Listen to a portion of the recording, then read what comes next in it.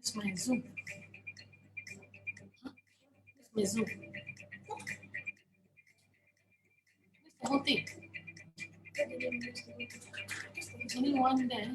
Let's.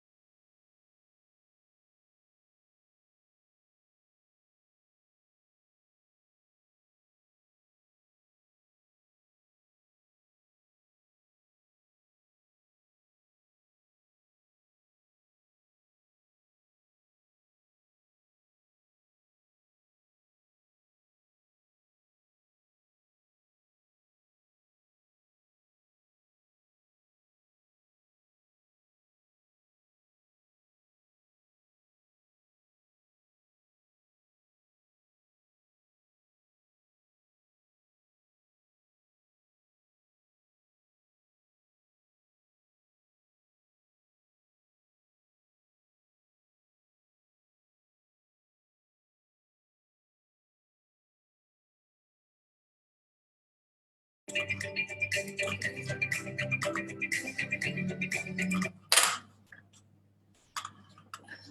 afternoon to everyone. Warm welcome to our MICCI webinar. I would like to thank all participants today for tuning in to our MICCI Facebook. The theme today for our first series of MICCI webinar is Between a Rock and a Hard Place. Today we have our moderator, Mr. Sean Chia, Executive Director of MICCI, and two distinguished panelists, Mr. Leonard Yeo of Tay & Partners with the topic Cost Reduction and Retrenchment during and post MCO. The second panelist is Mr. Victor Gan of Mecca South Sundaran Berhad with the topic Handling Descendant Employees during MCO. Before we start, just a small housekeeping rules. Each speaker has 20 minutes. Towards the end of their presentation, there will be a Q&A session. Participants are encouraged to post your questions. Kindly indicate your name, company, and who the question is posted for. With that, before I hand over to our moderator, Mr. Sean Chia, I would like to thank again our participants and panelists for a fruitful session. Mr. Chia, are you ready? Yes, hi, I'm ready. All right, thank you, Chitra. Welcome, everyone. The title of this webinar is A Rock and a Hard Place, and the series is very apt because when the MCO was first started, I've already written in one of our media release that there will be a lot of issues with employees, and there might be also a lot of legal issues being taken up in the labor courts. So that's why this webinar series is about time, because we have already started a lot of work and there are a lot of employees and employers facing a lot of issues. Okay, why is a rock and a hard place is employers wanting to, they fear for worker safety. But on the other hand, they needed the business to start so that they can pay the salaries of the workers or retain their employment. So it is a rock and a hard place. So should I start or should I not start?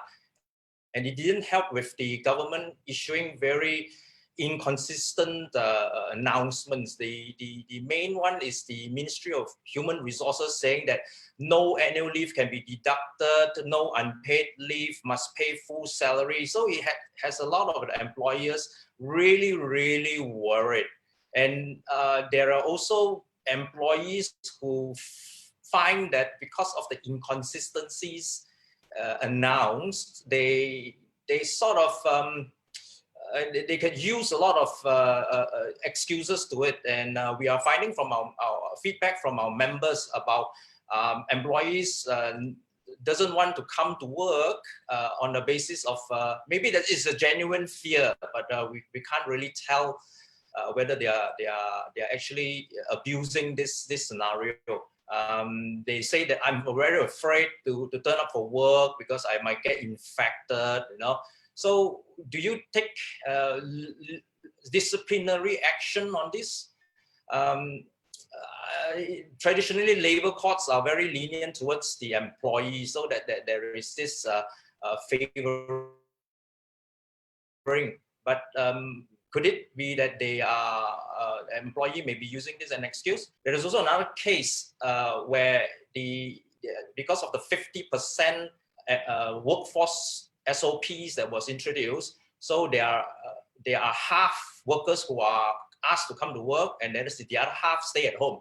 So the ones that is called on the list to go to work are saying that, are you victimizing me? You know, why should I be coming up and the rest are staying at home and still earning their pay? So there's a lot of these issues, and if you take any legal action against them, their defense could be that they are saying that, oh, I've been discriminated against, or there is a constructive dismissal because you're forcing me to come up to a dangerous position. So that's why I lined up some very experienced HR practitioner and legal eagles to help answer some of your worries. All right. So the first speaker that I would like to introduce you is Mr. Leonard Yeo from Tay and Partners. Tay and Partners has been a very long time serving member of the Malaysian International Chamber, and he's currently the head of dispute resolution, employment and industrial relations practice group. Wow, it's a very encompassing subject matter, and he will be presenting some of the things on how you have cost reduction, how to conduct your retrenchment exercises, and the challenges and the wage subsidies and stuff like that. So Leonard, are you ready? I'll call you up. Leonard, you're up? Are you ready? Yep, let me unmute myself. Yep. Okay, all right. So over to Leonard.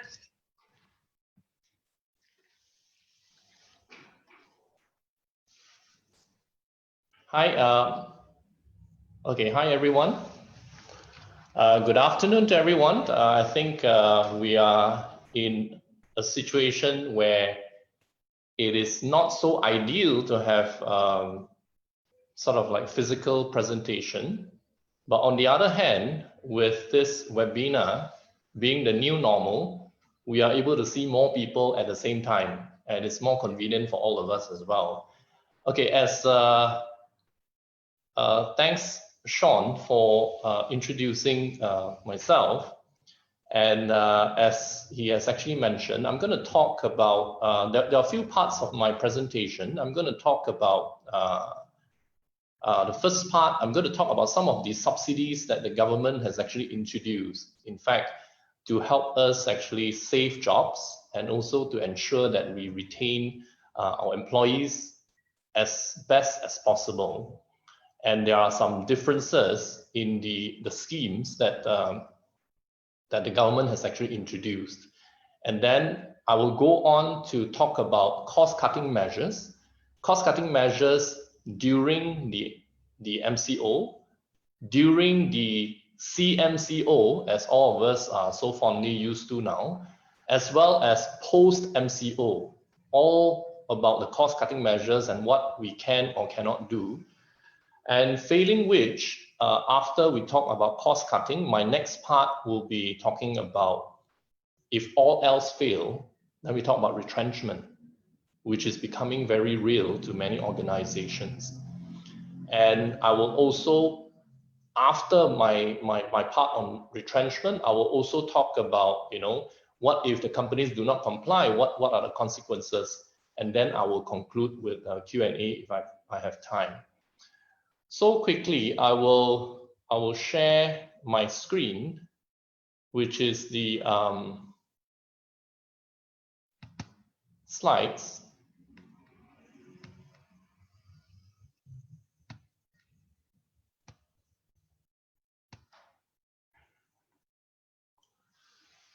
Okay, I hope you're able to see the slides which has been shared.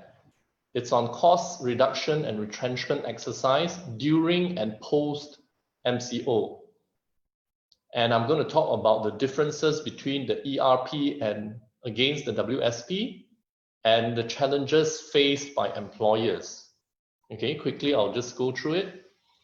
I'll start my session with part one, where I'm going to compare between the ERP scheme against the WSP scheme, which has been introduced by our government as part of the Prihatin stimulus package.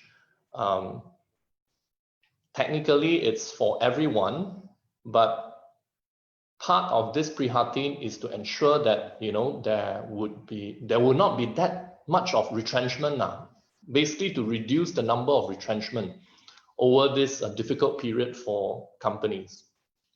Okay, as some of y'all would have actually gone through in your respective organizations, as early as I think March, when they were first introduced, many companies actually gone into applying for the ERP, which is actually the employee retention program, focusing on those companies who could no longer keep employees and to make them go into unpaid leave. And with the unpaid leave, the government is supposed, if you have got a period of no less than 1 month and up to a maximum of 6 months, to subsidize the company in the sense that actually is to subsidize the employee, but the payment is to be paid to the company. And the company within 7 days is supposed to credit the employee the 600 ringgit, so I have actually prepared this chart. In actual fact, if you go into the FAQs in per case sold, you would have such of these requirements, which I have actually summarized in this sort of like PowerPoint chart to tell you the difference between the ERP and WSP. And some of you would have read by now, ERP may have ran out the initial allocation, but I believe there are statements also made by the Minister of Human Resource to say that there could be additional funding. They deny the fact that the funds have actually ran out. You could actually still apply for it. It is still active and so on and so forth. But how effective or how successful the applicant or where the company applied on behalf of their employees, how successful it would be, I think time will tell subsequently to see how many actually really gotten this ERP from the government. Then of course, the more popular one is actually WSP. And WSP, if you look at it, it has got different types of payment to differentiate between the size of the companies. In actual fact, they look at the number of employees. And in this, if you look at it, it has basically separate treatment for larger companies and lesser companies. However, there are a lot of challenges in terms of WSP, as I have actually listed out in this PowerPoint. It says here, if you do apply for the WSP, you cannot retrench, neither can you impose unpaid leave or wage cut during the 3 months if you do enjoy the WSP from the government, and 3 months thereafter. So it's actually up to 6 months. And what I have done is that I have also written an article on this to compare to our nearest neighbor, in their scheme, which is similar to our WSP, to see why some of the companies have faced more challenges in Malaysia as opposed to Singapore. Because in Singapore, they have what they call it the Job Support Scheme, JSS. Instead of 3 months, they actually provided 9 months. And there is no strict requirement to retain all employees, but employers are strongly advised not to resort to retrenchment or prolonged no-pay leave. Unlike Malaysia, where once you enjoy these 3 months of WSP subsidy, of course, according to the size of the company in terms of the number of employees, then you cannot retrench at all. That is a strict requirement, unlike Singapore. And also Singapore added that if there is any pay cut, the amount of subsidy will only be reduced correspondingly. Okay, that is quite a big difference. To understand the WSP also, for those companies which has got 75 or lesser employees, proof of business downturn is not necessary. So even if you are a very profitable company, small in size but profitable, you are not required to prove that you have actually suffered any losses or any decline in your revenue or income. That is actually not required, only when you have 76 employees or more. Okay, and such requirement for those companies which has got more than 70 employees actually leaves out businesses that may have suffered significant decline, but not that hasn't reached 50%. So what we are talking about, there will be companies which are suffering decline for up to 49.9%. But for as long as they have not reached 50%, they can't enjoy such benefits, so to say, subsidy from the government. Whereas in Singapore, there's no such requirement for decline in revenue or income. So you see, this is another shortcoming of the so-called program by Malaysia. So I would just sum it up as smaller subsidy for a shorter period. If you were to compare with our nearest neighbor, of course, some people will say that it's not very fair to compare our nearest neighbor because they are, much a wealthier country, a smaller country, so to say. But on the other hand, it's always good to benchmark against our nearest neighbor, who was, of course, once part of Malaya. Okay. The amount of subsidy depends on the size of business, as I mentioned earlier, and it's only limited to 200 employees.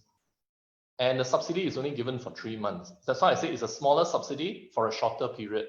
Whereas in Singapore, the amount of subsidy is a percentage of the employee's wage, and with some, extra allocation for certain industry which are hit more than other industries like aviation or food-based, where they allocated a higher percentage of subsidy according to the employee's wage. Of course, I think that there is a cap as well. And there is no limit of a number of employees. Unlike Malaysia, they will only subsidize up to 200 per company, unlike Singapore when there is no limit. And the subsidy in Singapore is actually for 9 months, unlike Malaysia, which are only 3 months. So, having that in mind, we need to remind ourselves that is it the best strategy to take up such subsidy? Especially when company is facing such a severe setback in terms of their revenue, and their, if they are not able to cut down on their operational costs, for example, and their revenue could have been dropped by 49.9%, haven't reached, even if they hit 50%, they could have 5,000 employees, but Malaysia is just going to help the first 200. And if you are above 200 employees, your subsidy is only 600 ringgit per employee. So is that good enough? Where when you take up such a sort of if you take up such a subsidy, also means that you are restricted for 6 months, that you can't really touch your employee for those that has applied for it. So actually many companies are actually thinking, they have to evaluate whether it is right for them. Is it good enough, or is it a trap? So these are some of the questions that companies would actually think of, as in the government announced that there are stimulus package to help them keep jobs. But on the other hand, is it really a trap for them? Once they are in, it's very hard for them to get out for at least 6 months. So they may have regretted making that decision earlier, like 2 months earlier, to take up, let's say, the WSP, because they realize that it is of not such a great help, basically. Okay, then I quickly go through.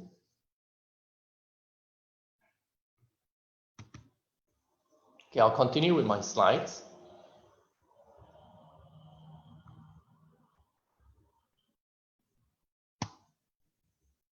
Okay, cost reduction measures during MCO.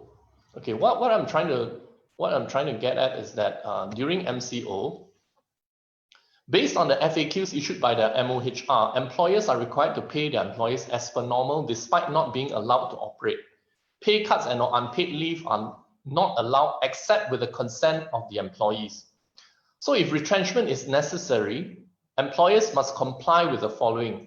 Business must generally be affected due to COVID-19. Employers must take other measures to prevent retrenchment, such as by reducing work hours, freezing new recruitment, and limiting overtime. They must also first retrench foreign workers, and if retrenching local workers, they must actually apply the LIFO principle. These are actually found in, I think, the third FAQs issued by the MOHR after the announcement of the MCO and after the Prihatin stimulus package has been announced. So that there are some guidelines which is actually helpful, which are helpful. And now I'm going to talk about during CMCO. After 4th of May, from 4th of May, it is actually a conditional movement control order where many companies have actually resumed their businesses.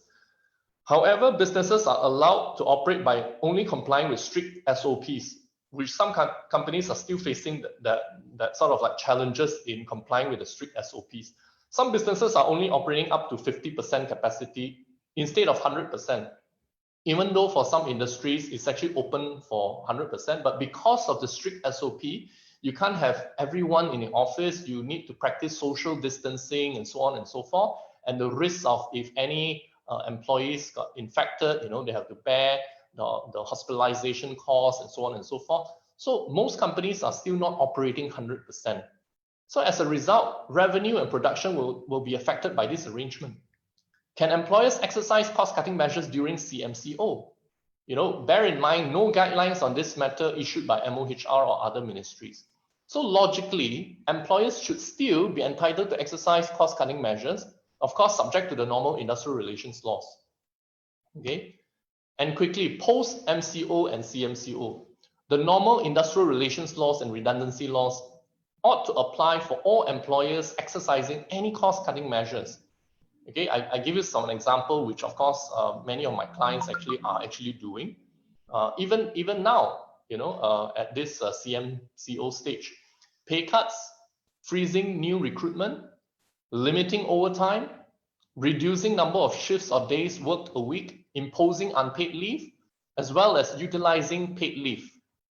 This is something which they are doing. In fact, for a matter of fact, some of them have already started doing it during the MCO. But we need to bear in mind in law, in general, cost-cutting measures directly affecting employees that are imposed unilaterally, that means without consent. Example, pay cuts, reduction in work hours, imposing unpaid leave are not allowed. Employers are bound by the terms agreed in the employment contract, including salary and working hours. Any variation of the employment contract must be done with the employee's consent. With such exception, unilateral cost-cutting measures may be permissible only in certain situations, such as the employee is demoted, of course, with just cause, and such measures are imposed as alternatives to retrenchment. Okay, only those are actually allowed. Okay, coming back. So, if all things fail, if the companies go through the process, examining their accounts, examining their needs, examining the viability in terms of their projected revenue as they project for the future in the near to medium term, are they still be able to sustain all the employees after they have undertaken all the cost-cutting measures? If they can't, I suppose they don't have a choice. That's why we talk about retrenchment. Because if they still can't cut enough costs to sustain the business, then it is actually with good reasons to go through the process of retrenchment. Okay.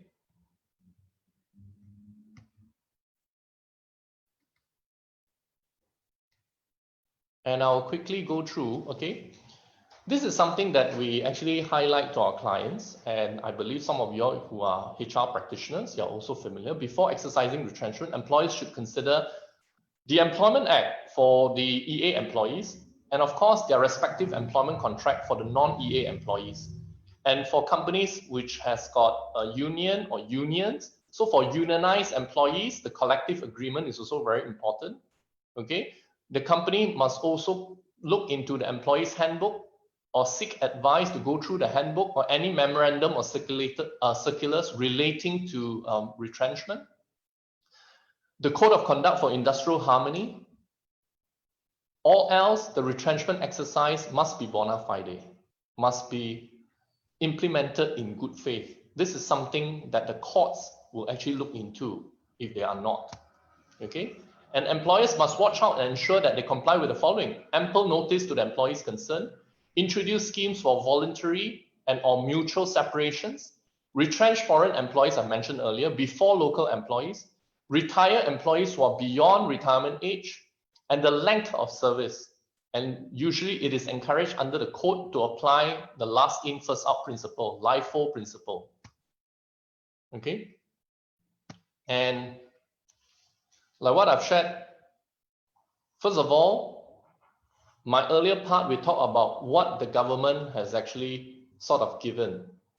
Whether it's the right thing to implement or to take up such programs by the government, if it is not the best choice for the company would have to go for self-help. They have to look into measures to cut costs while still trying to keep their employees. But if they're not able to keep, despite going through an aggressive measures of cost cutting, then they would have to still resort to retrenchment. But if they go through retrenchment exercise, they have to ensure that retrenchment laws, industrial relations laws are exercised accordingly. Okay, and why I say is that important?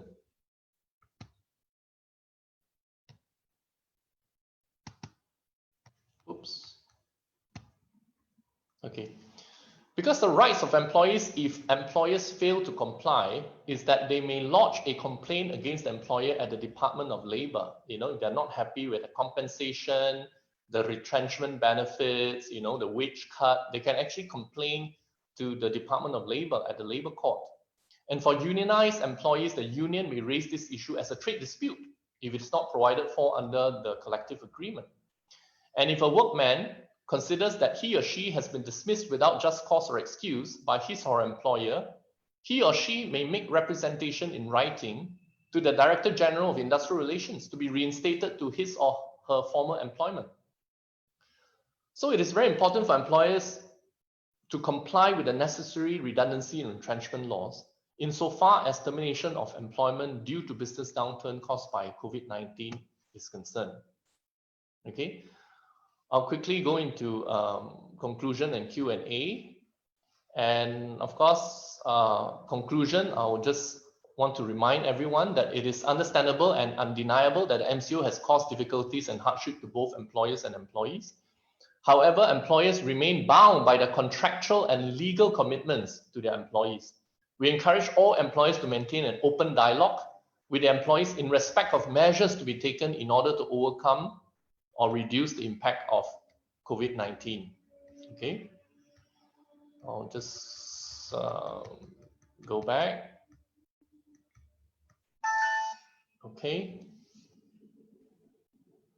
so that actually sums up, you know, my presentation in a very quick manner because we don't have much time. And I believe that I will still have a little bit time for Q&A that our moderator, Mr. Sean Chia, will be able to help me with, you know, if there are any questions related to the presentation or even not related, but IR in general, employment in general. Right, Leonard, thank you. There is quite a lot of questions that's coming on board.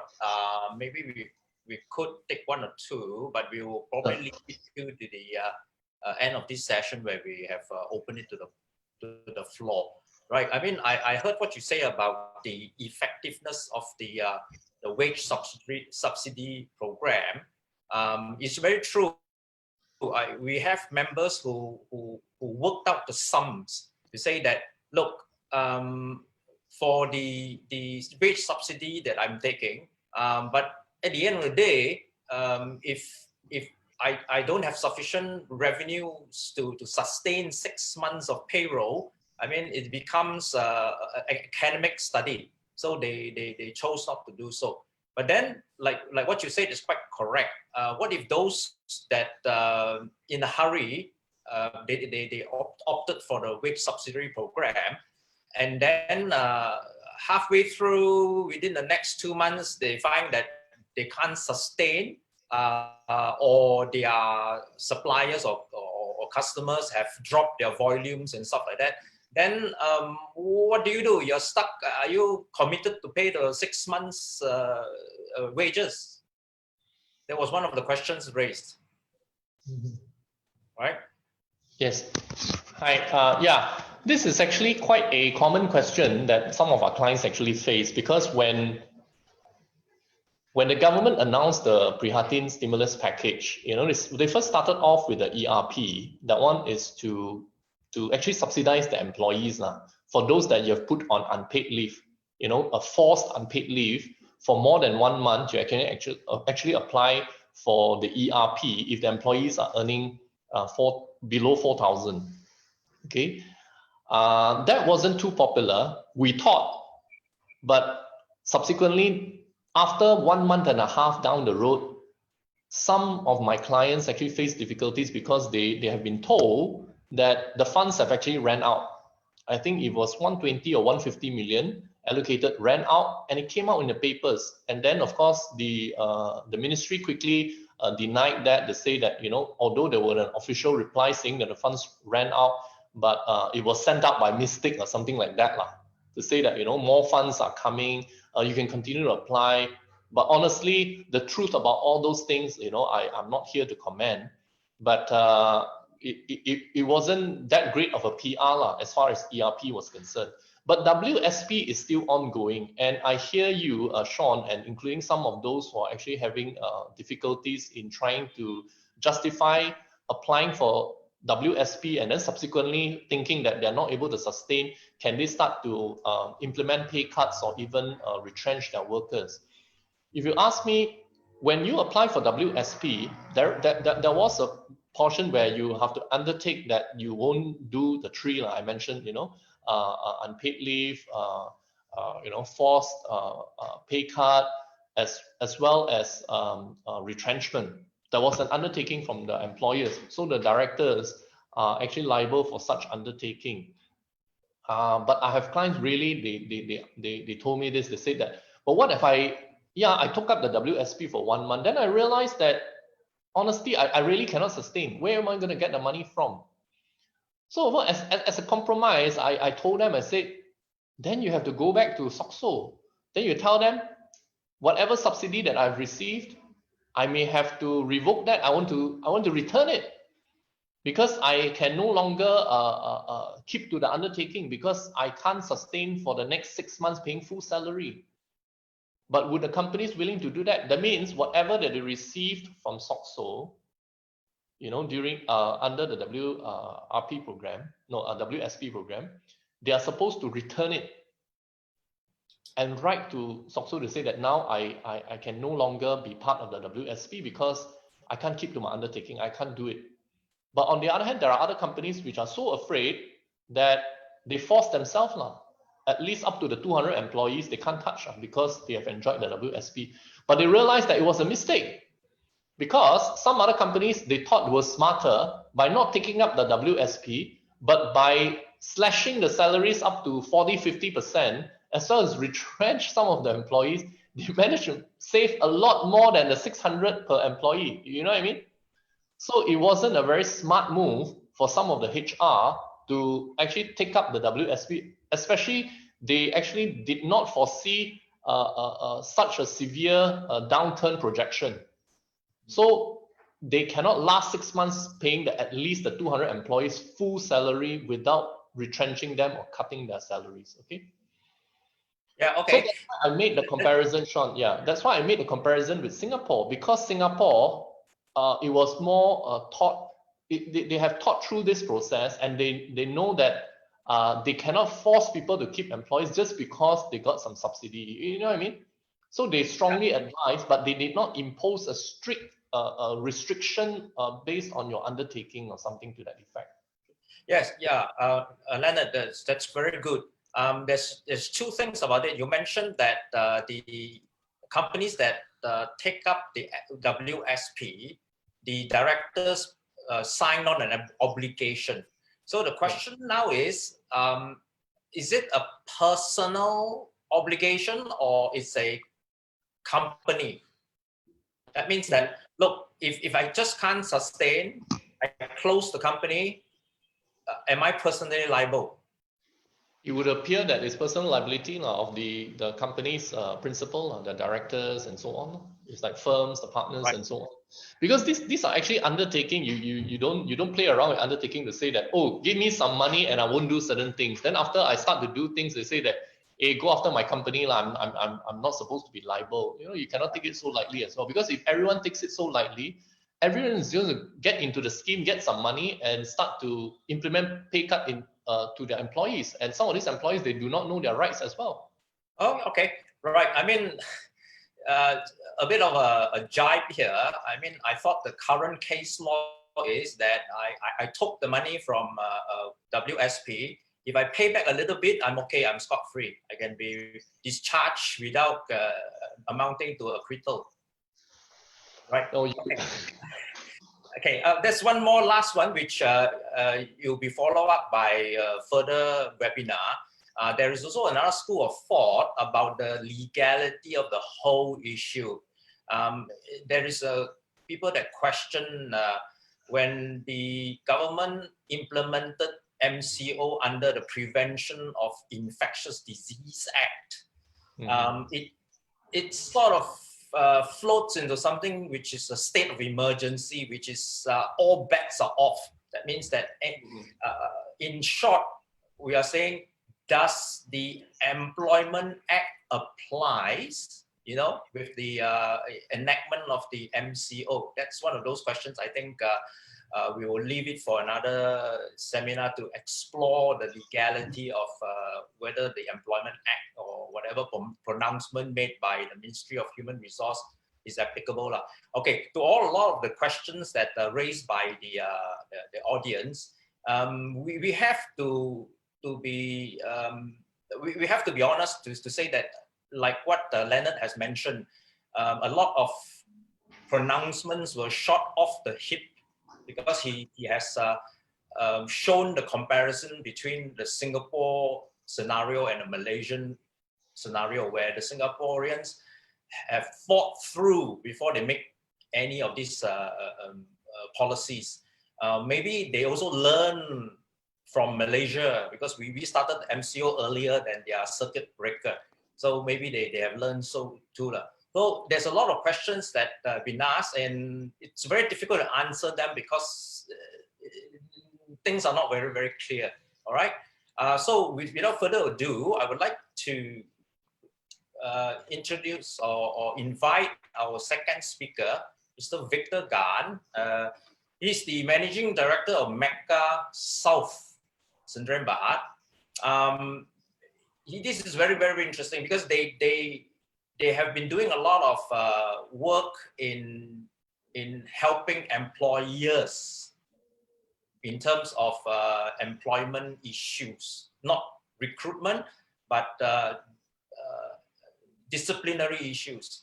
So his topic would be dissident employees, employees who take advantage of the uncertainty, the lack of very clear guidelines to sort of take advantage of the situation. Victor, are you ready online? I welcome you on board. All right. Hi, Sean. Yeah, over to you, Victor. He's going to talk about the dissident employees during MCO and what options are open to employers, right? Okay, go ahead, Victor. Hello, everyone. Good afternoon. Big shout out to MICCI for hosting this webinar for all of us.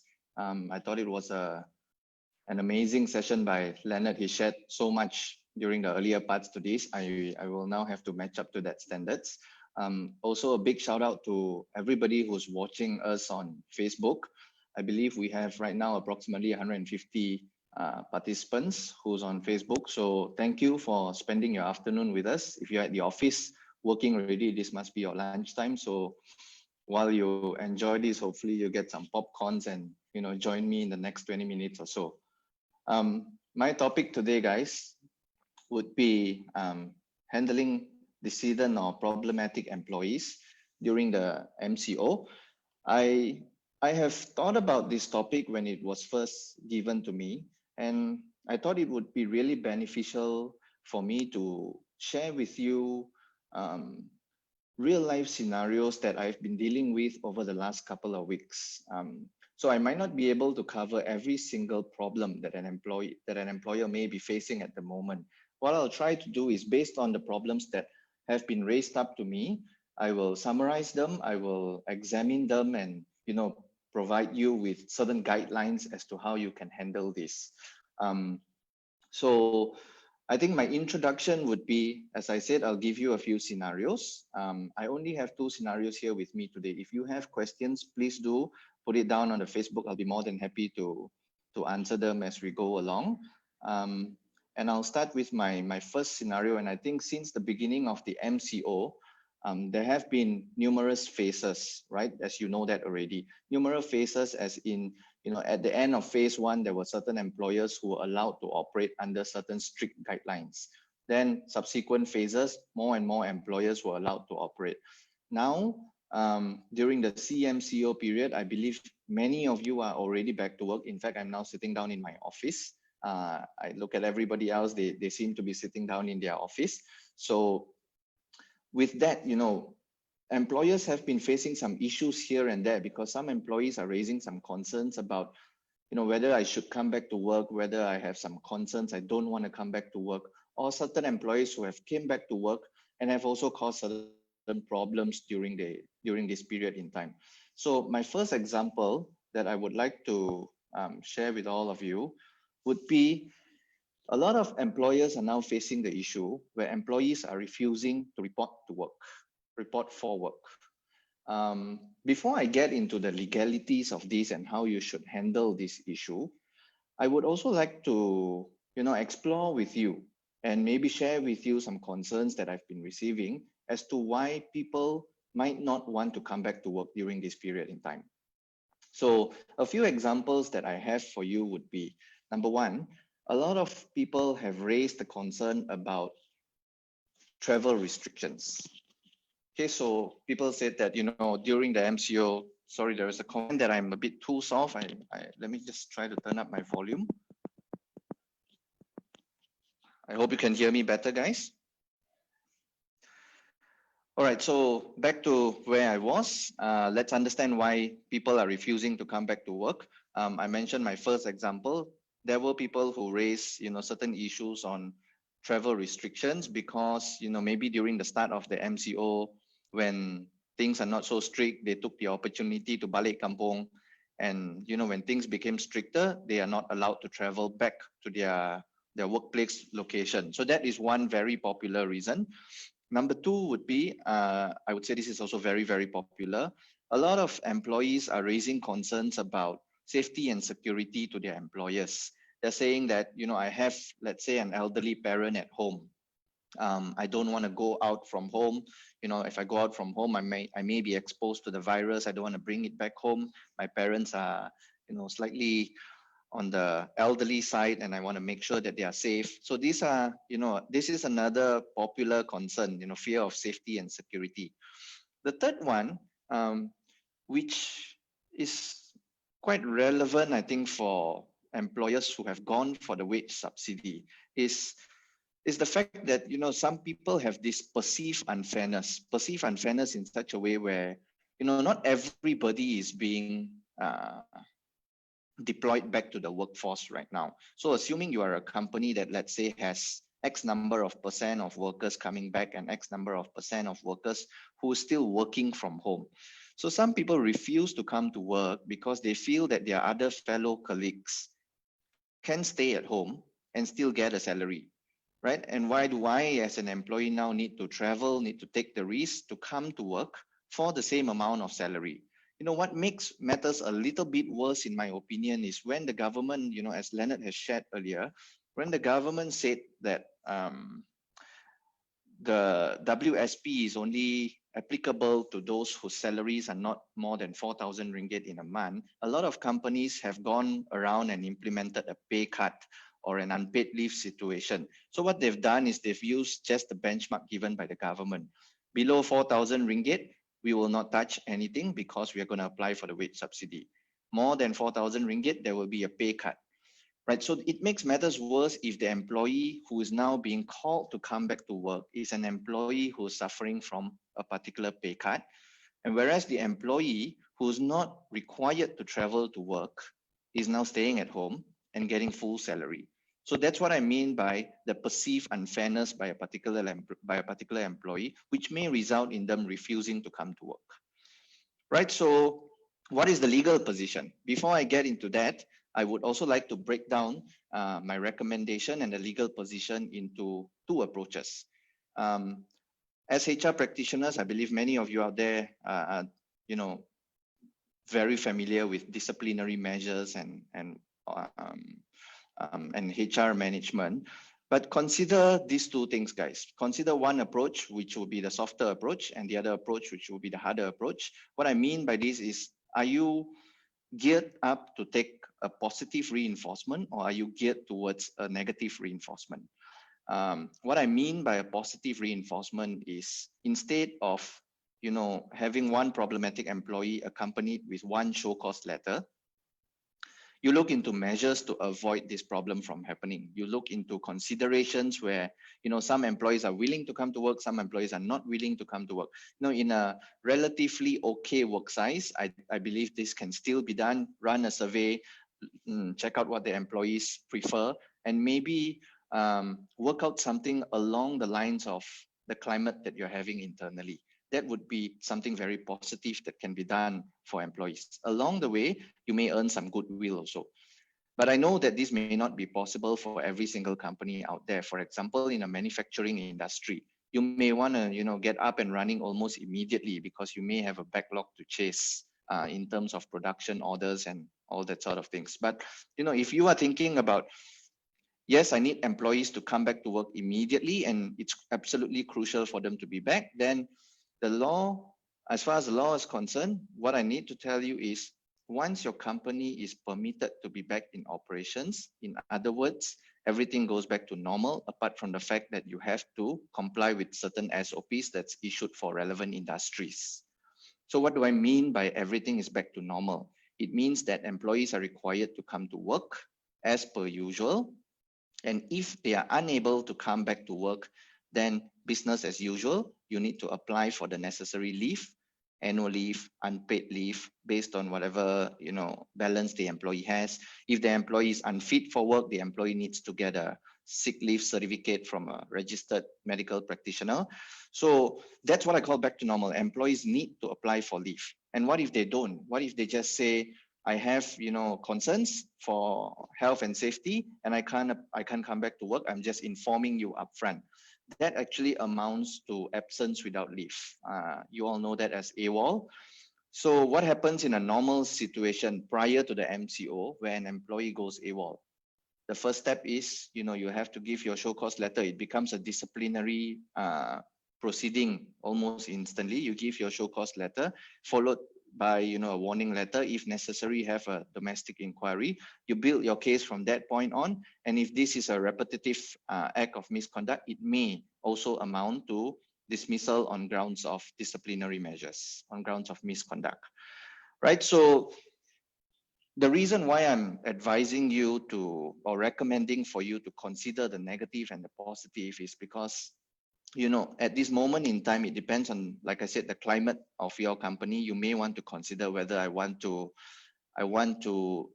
be a little bit more aggressive in terms of taking disciplinary measures against my employees. I'll share with you a few of my examples towards the later part of my presentation as to why this may be a concern, right? Let me now move on to a particular section under the Employment Act. And this is more often than not a section that's not visited by many HR practitioners out there. So I will just go back to my slides and share this section with you. So if you have the time, or you have the Employment Act in front of you, let's look at section 14 sub 3.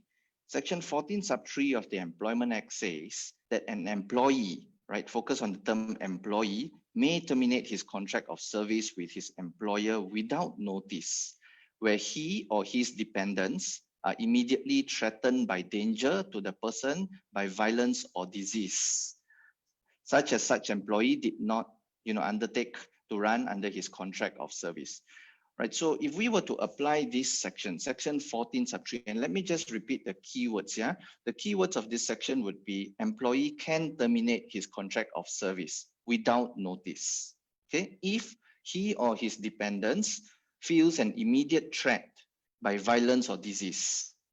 So if we apply this back to the MCO situation, the fact that you are requiring your employees to report for work, come back for duties, would the employee now say that, I run the risk, me and my dependent, to contract a particular disease that I did not undertake to run? And as a result of that, I would now like to terminate my contract of service without notice, which means I'm just giving you a letter and bye-bye. I don't have to pay you salary in lieu of notice and whatnot. Is this section applicable? And I will give you my interpretation now. My interpretation, guys, which is very crucial here, is, this section cannot be applicable if you have complied with all the necessary guidelines that has been issued for your relevant industries. And the guidelines here, I'm talking about the SOPs that's issued by MICCI and any other SOPs that's been issued by, for example, the Health Ministry and so on and so forth. The reason I'm saying that it cannot be applicable is because employers during this point in time are guided by the government of the day. And basically you're guided in a sense where the government will tell you whether you can or cannot operate. So there has been a period of time when the government said that you cannot operate your business. Now the government has said you can operate your business subject to certain rules and regulations, subject to certain SOPs. If you comply with the SOPs and you have evidence that you have complied with them, then the employee cannot say that now I did not undertake to run this because potentially I will be contracted with a disease. Your argument would be, I know that this is a pandemic, but the government has said that it is safe for you to come out to work, provided the company complies with these SOPs. So what I'm trying to tell you is Section 14 sub 3 is a valid clause in the Employment Act. Rarely people has used this clause. I foresee an opportunity for employees to raise this, but my recommendation to employers would be ensure that you have evidence that you have complied strictly with all the SOPs within your particular industry. So that would sum up part one of the first scenario that I would like to give you. Problematic employees who refuse to come to work. My conclusion, my recommendation to you, let me just recap. For companies who are allowed to operate, it means business as usual, as mentioned. This means employees who are unable to work, they must take the necessary steps to have their leave submitted and approved. If they don't do that, it becomes a disciplinary matter. If they're absent without leave, they will be unpaid, and that can be accompanied by disciplinary proceedings. If they have gone silent completely and you've tried to be in touch with them and you can't be in touch with them, then you can go through your normal abscondment process, however that you choose to apply it internally. And number three, in order to avoid the application of 14 sub 3, you must ensure that all steps recommended by governmental agencies for your particular industries are complied with at all times. And a further recommendation would be for you to have evidence of such compliance. Now, let me move on to situation number 2, where you may be facing a little problem here and there. This relates a little bit to what Leonard has mentioned earlier in a variation of contract situation. Now, let me tell you why I foresee this to be potentially problematic for employers. You see, once you get back into business, a lot of business owners, if you were to ask them a question during the MCO period itself, they might not be equipped with the necessary materials to make a crucial decision during that period in time. So a lot of employers have been waiting for the opportunity to be back to the office, to go back to the office. Assuming 1 or 2 weeks down the road, when they are already back in the office, they can now make a more concrete decision as to how they want the company to move forward, what's the direction that they want to undertake, so on and so forth. So this is almost the period in time where people are thinking, are we able to sustain? Are we able to, what are our orders looking like? What are our customers' appetite looking like? So if you start to feel that things might not be looking good for me right now, I might want to undertake certain steps to do certain things, then you may get into this situation of reaching out to your employees, obtaining consent to vary their original contract of service. So let me break that down a little bit. obtaining consent to vary their contract of service would come in under a situation where you're speaking to them and telling them that, can you go on a pay cut? Can I force leave? Those are situations, or can I have a shorter working week? Instead of you working for 5 days, 6 days in a week, we now only need you to work for 3 days in a week. And as a result of you working for 3 days in a week, there's a corresponding reduction in your salary. So all these kind of situations, you need to get the employee's consent. So how would this be problematic, in my opinion, is, as you all know, the JTK hasn't been, in my opinion, hasn't been very helpful, because there has been certain contradicting FAQs that has been issued. Certain FAQs at the very early stages said that, certain FAQs at the very early stages said that you can't force them to be on leave, they must be fully paid. I've got clients who have also received letters from JTK saying that salaries must be paid at all times. It came out as an, almost like an order for the company to comply with those decisions. So this may confuse you, and this may also feed the employee, in my opinion, unnecessary information, information that may or may not be enforceable in the eyes of the law. So when you speak to your employees, then there is a potential that employees are saying, no, I don't want to consent to that. So I guess what I want to tell you in this session through this scenario would be the fact that if you need to go under a variation of contract situation, if you need to seek for consent, then my recommendation to you would be, number one, focus very, very much on how you're communicating your message. The message must come across as if you have thought about everything, you have, you're transparent, you're telling them that this is, the situation that we are now facing with.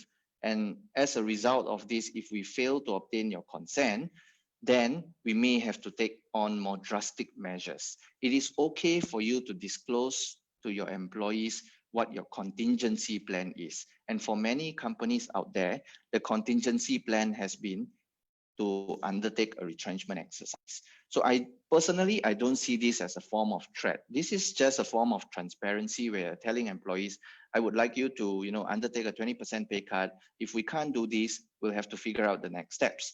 The next steps may involve a retrenchment.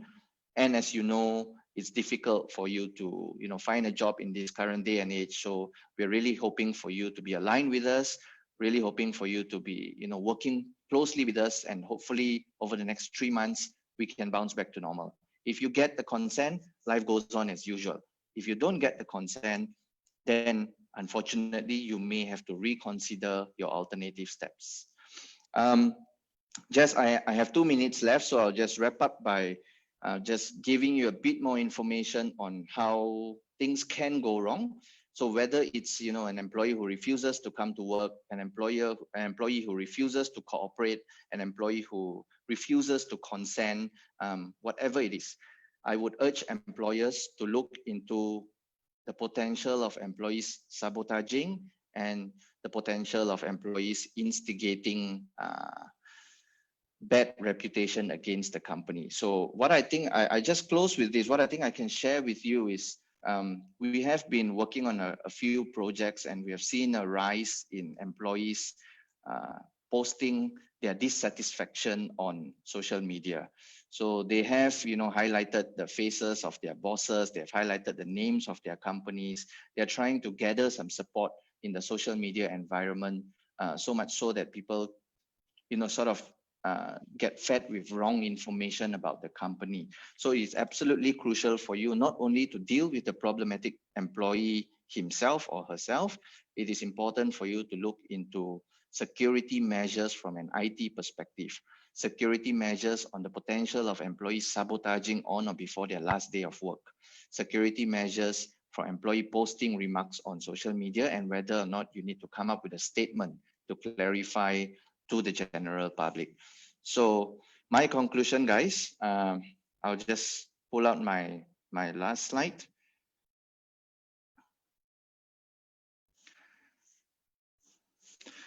Would be, employers are encouraged to consider options. This is not a one one-size-fits-all application. Think about your current climate internally. Think about your company, your employees. Think about your affordability. Focus on being reasonable, and please communicate effectively and transparently. Always have a contingency plan in place. Communicate your contingency, not a threat, as I mentioned earlier. This is an objective which must be achieved by the company. So, things like if you are going for a retrenchment exercise, what's the meaning of a redundant situation? You need to let employees know, because they might be thinking, why me, why not the other person? So they need to know why it's them and why have they been deemed to be redundant. Even when Leonard mentioned about LIFO earlier, LIFO doesn't apply across the board in every single position in the company. So you need to allow the employees to understand how LIFO works internally, not just the term LIFO by itself. And also always ensure that there are available avenues for disputes and complaints to be heard. So to end my presentation, it's important, guys, for you to think about, do you want your employees to immediately, get your letter, get your memo, get your message and run to the labor department, run to the IR department and file a complaint? Or, would you rather create avenues such as mini workshops, mini Zoom calls, so that they can raise their concerns, they can ask questions like, how is the pay cut calculated? What happens to my allowances? What happens to my commissions? Or, how is the termination benefits calculated? So if you can provide mini workshops, mini Zoom sessions, or if you can provide a hotline for employees to sort of seek refuge during this period of time, it hopefully can avoid the possibility of them moving on to the IR or labor department. All right, so that would be all from my end. I have my email address here. Please feel free to email me or drop a note to MICCI if you require my presentation slide. More than happy to share it with you. And I'll pass the session back to Sean. Meanwhile, I'll wait to take on some questions from the floor. Thank you very much. Oh, all right. Thank you, Victor. It's very insightful. Some of the scenarios that you have given. Just a summary. You are following a lot of the Employment Act do's and don'ts. Okay, right? So the message that came out is that there will be likely to be a lot of challenges in terms of labor court and industrial relations court by employees. So the message to all employers. Yes, there is no black and white at the moment. Things are still, is it not? So the advice by Victor is make sure you have evidence. You have to record things. You have to put a lot of things in black and white, because anyone, if you talk about labor court, the onus of proof rests with the employer. That means that if the employee says that I'm afraid to go back to work because I know that the boss is a very simple person, and I heard from the cleaner that he doesn't use 70% alcohol sanitizer. That's why I'm very afraid to go back to work. This kind of stuff, they just can bring it up like that, and when it goes to the labor court, I doubt that the labor court will require the employee to say, show proof that it's not 70%. I think it's the employer who will have to show. So that means that even though the employer complies with the SOP, you make sure it is supported by evidence. That's what Victor is trying to say to you. It's not as simple as I have, that kind of stuff, right? So that's what it is, right? Another thing about LIFO, I mean, if you follow the Employment Act on retrenchments, this last in, first out. The MCO is a very funny time. Let's say that I am one of the most recent employee. Let's say I'm 3 months old, and I'm one of those people who was on the 50% list to turn up for work. So I've been working for the last 2 months during the MCO, and then comes retrenchment time. Oh, the guy who is 6 months older than me, who never worked for the whole 2 months, sat at home, get his salary, and then I am retrenched when I worked the 2 months. So there again, do I have recourse? Do I have anything to challenge? So it's very funny. That's why it comes back to what's the legal issue? Where does Employment Act stand? Is it still operating during the MCO? You know, this is something which we need to challenge, right? There's also another thing before I open some of the questions that comes from the floor. I guess one of these, the outcomes that I would want from this session is a little bit of a signal back to the Ministry of Human Resource, because the labor courts and the industrial relations courts are under Ministry of Human Resource. And there are a lot of chairmen of the labor court and the judges that sits in the industrial. We want them to take cognizance of some of this funny stuff that comes in. It's not the usual stuff that I'm sure Victor has gone through all the usual things that in normal circumstances. This is a very a funny situation where there's a lot of ifs. So we really want to raise this with them to say, hey, you know, there are something that you're going to start thinking about, right? So that's one of the reasons why we have this webinar, and there's going to be one next week too. All right. Okay. So now, first thing, we want to go through some of the questions that is asked by the audience. A lot of them are coming back with this thing, which I want to pose to Leonard. Leonard, are you in? Yes. Okay. Yeah. Right. I think it is this question about unilaterally. I think you have addressed this, but maybe you have to reiterate it. They are saying that can I unilaterally, that means that without going through this consensus with all the employees, deduction of annual leave, pay cuts, requiring staff to take unpaid leave, etc., etc. So, can you explain that in terms of the Employment Act? Okay, sure. As far as unilateral, that means not seeking the consent or agreement of the employee to deduct their salaries or even putting them on a 4-day work week, as well as putting them on unpaid leave.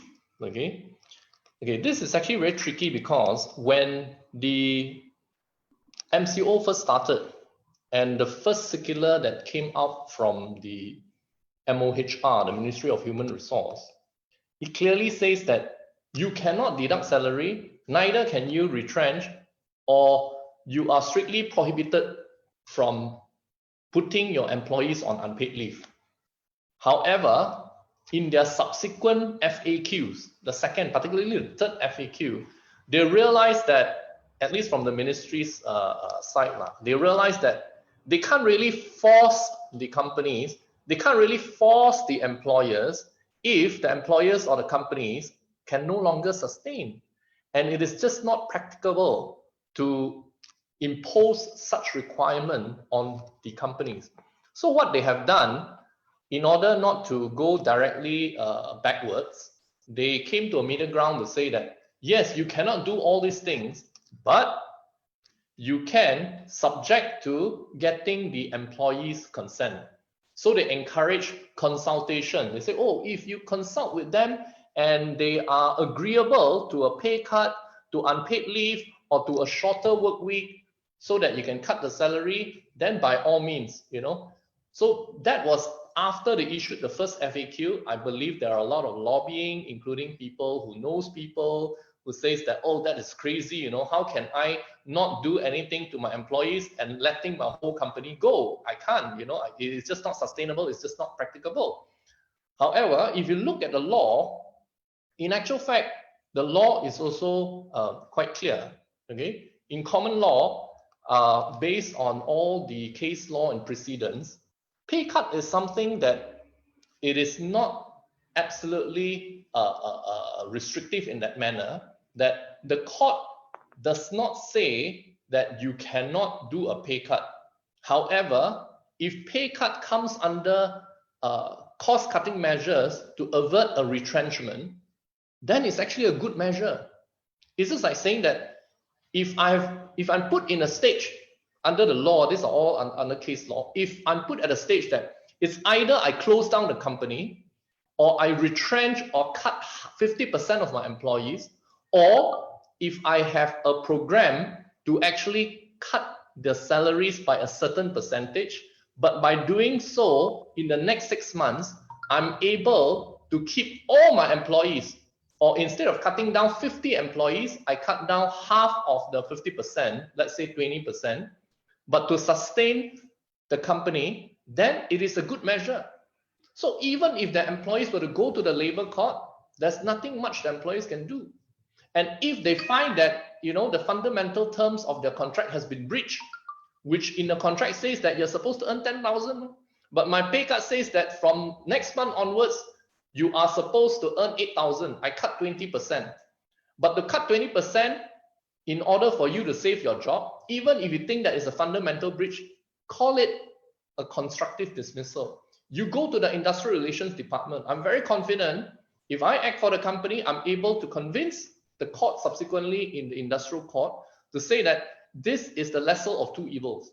It's either I cut you 20%, or in 2 months' time, I'm going to sack you, or I'm going to terminate you with just cause because I have got accounts to show that I can no longer keep you. You get me? So these are actually good grounds to actually cut salaries. So I've always advised my clients that you can do whatever you want, make sure that they are genuine. There are many of my clients are doing this at the moment as well, because after they read so much, they attended so many seminars such as this, they realize, oh, that means I can actually cut salary, I can actually retrench even during this CMCO period. You know what they are doing? They are saying that, okay, I will hand out a list to all the head of departments. I want to cut 30–40% of my employees. Please give me the list of names that I can cut, either the salary or their jobs. And then obviously, if you give this to the head of department without advising them, without knowing what the law is, they will give you all the poor performers or those who have not been the best performers. So how ideal it is for all companies if everyone can actually just sack all their lousy performers. If they can sack all the poor performers, wow, then a company will be like Ichiban. It's very good, right? That means you only keep all the good employees, all the non-performing employees, you just cut them because the law allows you to cut, and it's the best time to cut during MCO or CMCO, because now the government have sympathy towards company. In order to safeguard the company, just sack all the poor performers. So next week or next month, you see all of them become Grab drivers. So all of them will be like selling, I don't know what, at the Ramadan Bazaar or whatever is ending already. And that's happening. And some of them actually come straight to me and they say, can I actually cut all my poor performers? I said, can, provided you assume that there is no law in Malaysia. So you assume that since if there is no law in Malaysia, you can do what you want even better.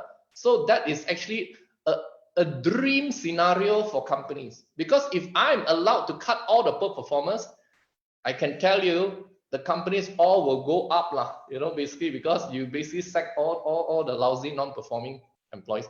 But it doesn't work like that. That's why the Code of Conduct for Industrial Harmony have got certain guidelines. And some of these guidelines clearly say that you must take into consideration LIFO. You must take into consideration the needs. And some of them say, hey, I cannot follow LIFO also. Why? Because the CEO just joined last month. Am I supposed to sack the CEO first? So after you sack the CEO, no one else is going to be sacked because the CEO makes decision. But the CEO just joined a month ago. He was supposed to be the last in, so he's supposed to be first out. The other one is the HR director. HR director also just joined 2 months ago. If I can sack the CEO and sack the HR director, we all keep our jobs. Okay, can that happen? That can't happen. And that will be under the law, exception to LIFO. And that is something that a lot of companies are not aware of. You can have exception, but make sure you still comply with the industrial relations laws and all these redundancies, case laws that we have gone through over the years. You know what I mean? So did I answer your question, Sean? I think for that bit of advice in the last 5 minutes, those people who logged into this webinar session has actually money's worth already. Yeah, very good. In a way that the Sean, can I just... you see, in a normal environment, when you do retrenchment exercises and stuff like that, you have to prove business conditions and downturn and stuff like that. Here you are, like you say, well, there's something which I never thought of. Like here you are, is a global pandemic. This is, you don't have to prove anything. This is it. This is life. You know, you can use it. You know, something that all employers out there you should take cognizance of. Thank you very much, Leonard. This is very good. Victor, yes, you have a comment. Sean, if I may just add on to what Leonard has, I think it was great sharing, Leonard. The part that I wanted to add on for employers out there, right? I would like you to consider two things. The first thing is the industrial court, insofar as dismissal cases are concerned. Yeah, the industrial court is a court of equity and good conscience. So what does equity and good conscience mean? In very simple terms, there is this test on reasonableness.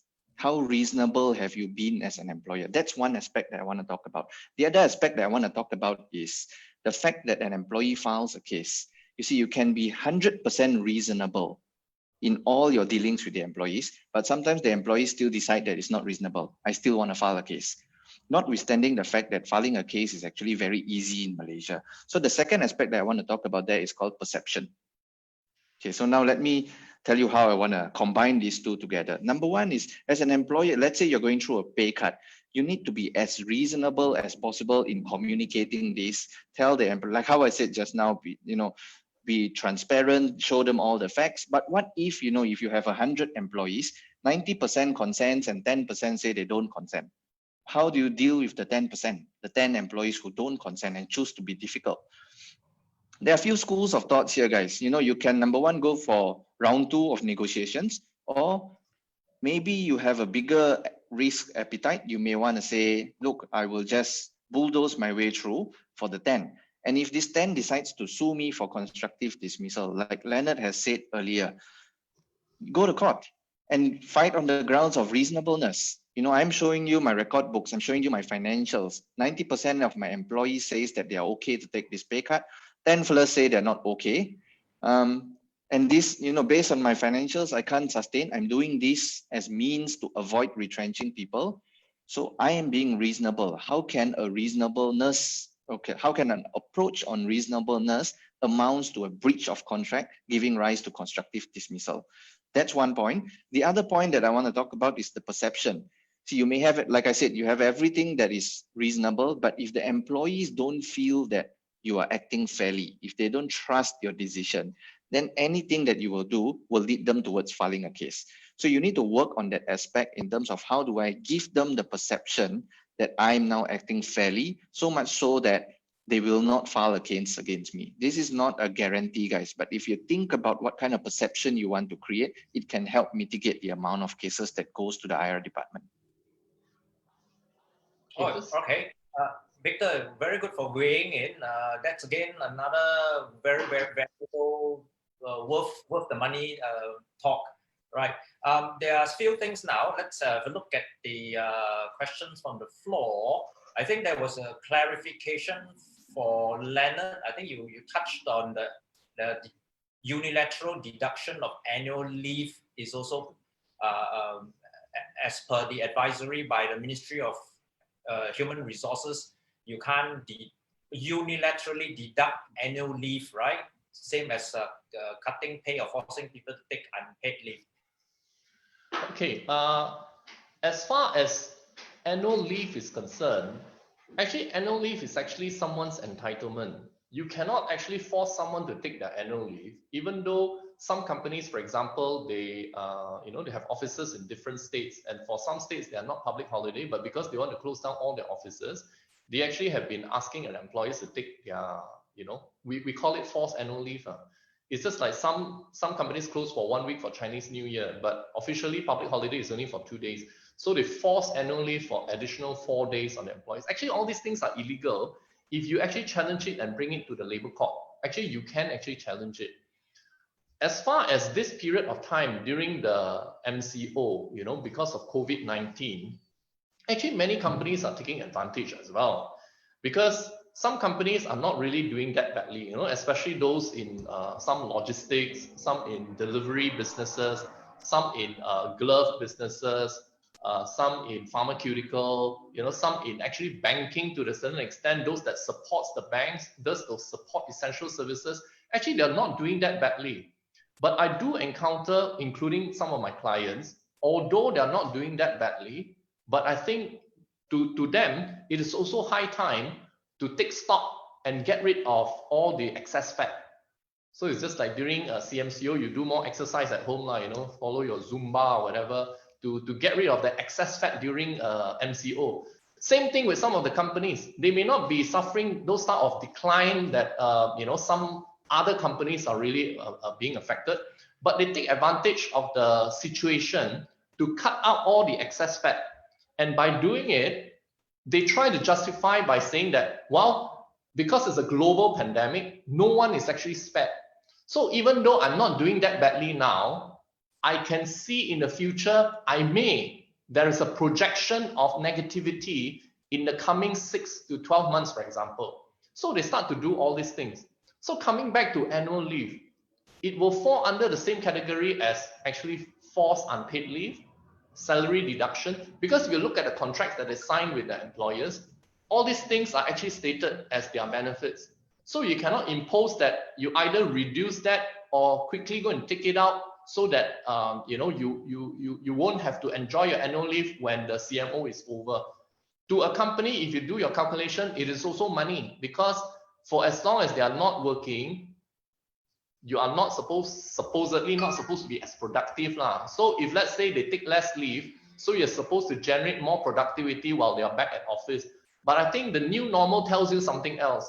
There are many employees, especially, you know, professional services and all those, they realize that actually WFH, work from home, okay, could be more effective for some employees.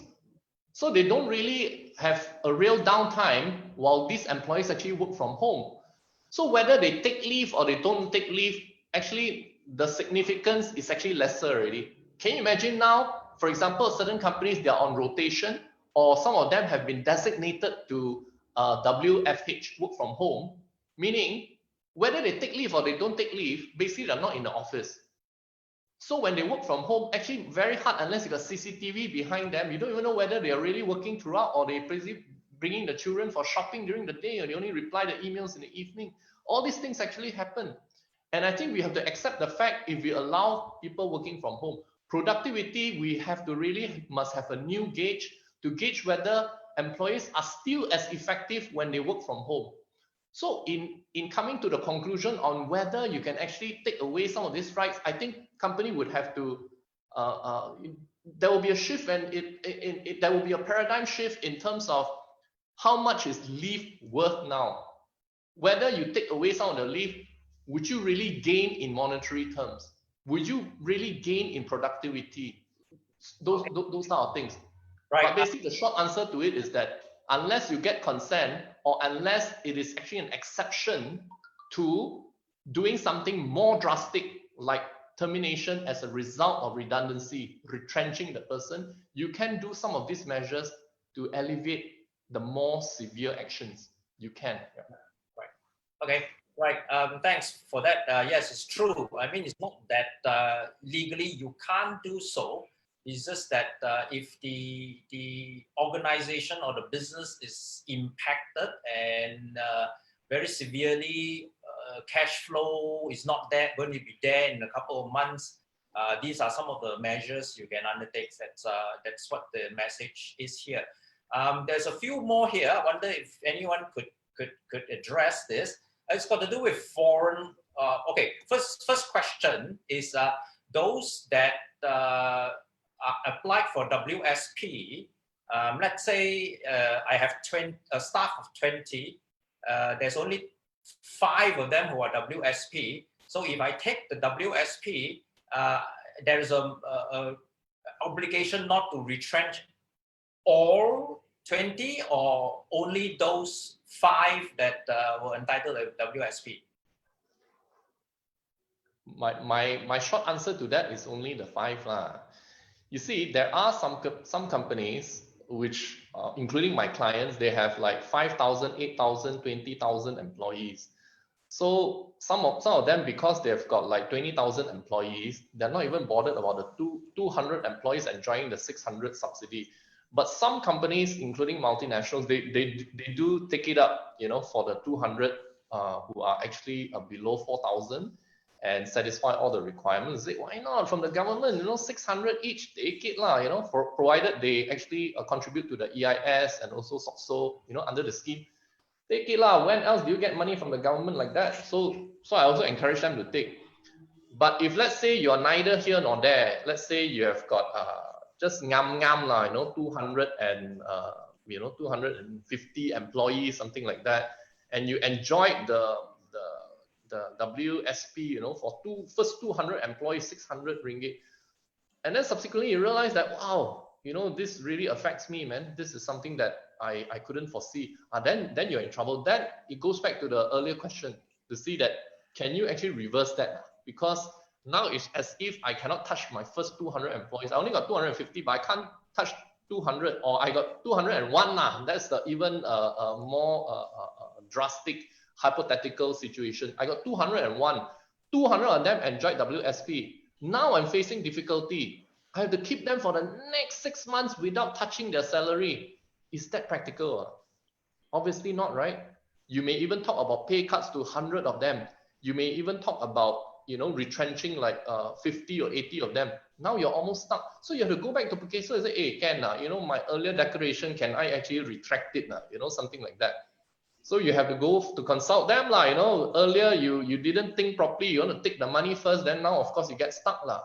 The other thing that a lot of companies actually fail to realize that they couldn't get the agreement of the junior employees to agree on a pay cut was because many companies are like that. They are, you know, they got very heavy top, you know, they got, you know, the top management includes the, you know, senior management lah, SVP lah, ED lah, then senior GM lah, junior lah, deputy GM, all those people. So they are in the management. So they plan for pay cuts, but they forgot to pay cut themselves, you see. So if they don't cut themselves, they don't live by example, by saying that, okay, I cut myself 40%, but across the board, let's say 25%. Then obviously, if the company employees find out that those at the senior management are not cutting themselves, then obviously there will be an issue lah. You know, later on they may even run to the labor court, or if they find that they, you know, that there has been wrongful dismissal by way of you know, constructively speaking, then I will go to the IRD as well, because they realize that this is unfair treatment towards those who are earning lesser. Because if you ask me, to be fair, those who are earning higher, the proportionate cut supposed to be higher. I know some companies have actually issued, you know, including large conglomerate and large companies have issued public statements, or at least being shared publicly, that they did have huge cuts, including 75% for senior management, 50% for senior managers and above, and then for the lower ranking ones, it's down to like 20 to 15%, 15 to 20%. Those, if I think is being implemented, all employees would agree one. It's only when the top is not willing to touch, that's why the below is unhappy. So that's why it will backfire if they don't do it like that. I will add on, Sean. You know, back to the question where certain employees are under WSP and certain, what happens to the other employees? Can you do anything towards them? Leonard gave a very clear yes answer. The restrictions imposed for under the WSP program would only be applicable to the people who's receiving the benefit. So the names that you have listed as the people who receive the benefit. So I feel that the only other thing that employers need to consider is if certain employees within your organization are not going to be touched because they are under the WSP program, and for those who are not under the WSP program, you want to do something, then how do you manage the internal dissatisfaction, because people will start to talk about fairness. People will start to talk, just because your salary is below 4,000 can apply and you're not getting a cut. Just because my salary is more than 4,000, I have to take a pay cut. So that will affect you in a way where it may be a bit more difficult for you to get consent. And consent is absolutely crucial if you want to impose a pay cut. So that's just my thoughts on this, just leaving it up there with you guys. Yeah, very, very good. Very, very clear on that about only those that were qualified or getting the WSP are protected in that way. The rest, well, is up to the normal Employment Act provisions. Okay.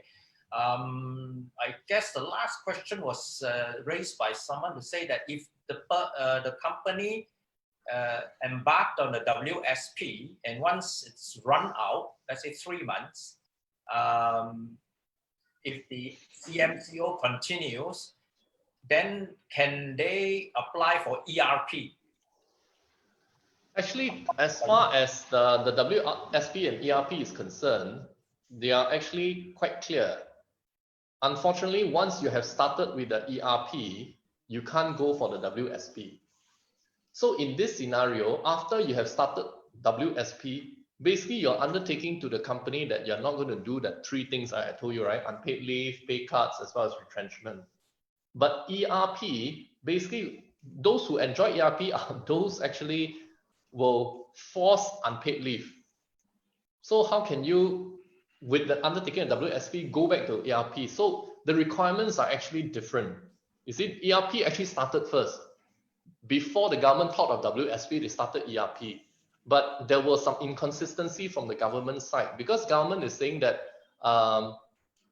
ERP is for those people who forces, or those that force their employees to take unpaid leave. But when the first FAQ came out from the MOHR, it says that you cannot have pay cut. So it's like, hey, you can't ask people not to have pay cut, but you have ERP, because ERP is meant for those people who force people on pay cut. That's not pay cut, unpaid leave. That's why they apply for ERP to get the 600 subsidy to pay the employees, so the employees at least get 600 lah. You get me? So that's why when ERP came into the picture and after the announcement of the FAQ from MOHR, there's actually a little bit of confusion. But if you are a typical lawyer, you want to argue, it's like, wow, when the government has such policy called ERP, so why are you saying that I cannot have cannot force my employees to have unpaid leave? Because the government indirectly, even to my extent, directly saying that you can. If you can't, why even bother to have a scheme called ERP? Because ERP basically says that you go to the government after you have actually imposed unpaid leave on your employees. You get me? Okay, so, right. Thank you. I think we need to sorry, I'll give you a scenario, Sean. The scenario here could be, say for example, the employee in March, say from 1st of March has been on unpaid leave until the end of March. And then the employee becomes entitled to apply for ERP through the employer, right? So what happens if now, let's say we are now in May, the employee has been on unpaid leave for, let's say, the good part of 2 months. And then the company now says you come back to work now. So no longer on unpaid leave. The employee now comes back to work, is entitled to salary. So maybe the employer is now considering, since I'm now paying the employee, can I now insert his name under the WSP for subsequent months? If you look at the PERCASO FAQs, not the MOHR FAQs, the PERCASO FAQs, the rule there is you can submit for both schemes, but not in the same month. So that means if I have submitted for ERP in the month of May, then in the month of May, I cannot put that first name in for WSP. I can only put his name in the month of June.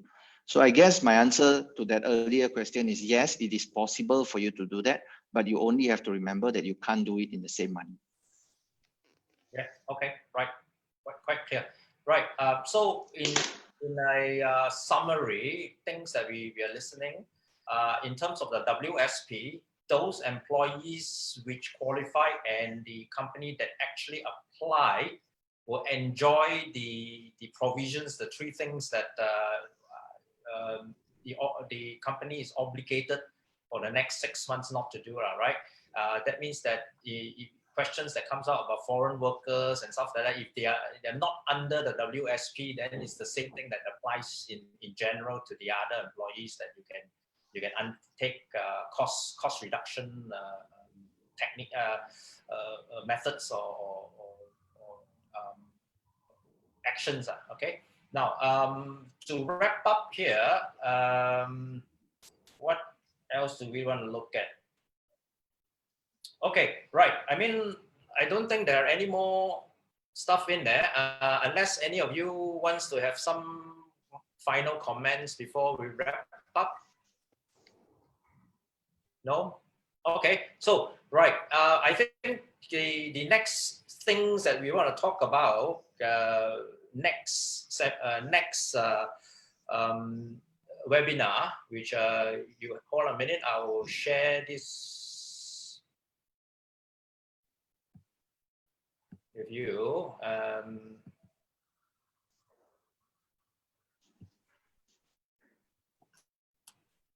Just bear with me.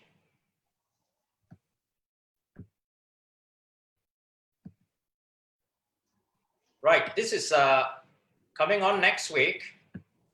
This is where we will explore the issues in terms of further questions on the HR things. I think most of them are addressed. Maybe they can allude to us certain things about some of the doctrine of frustration, maybe where we could be looking at. I think that's going to be something which is going to be coming on board in employment contracts of service or employment contracts, is the doctrine of frustration, because it is not common for letters of offer for employment to include something like a force majeure, right? So I guess we could address some of this. But if there are any or more questions or things that needs the audience needs to be addressed, tune in again next week, Thursday, same time, 1 p.m. We have panelists, Mr. Daman and Sam Hagak, to give us more insights on what we in HR issues. Okay, so I will wrap up this webinar. Thank you for everyone. Thank you the speakers for very, very insightful and sharing of very valuable opinions to pressing issues of the day, right? So without further ado, I will thank everyone and we'll sign off at the moment. Okay, goodbye. Stay safe. All right, thank you, everyone. Thank you. Thank you. Bye-bye.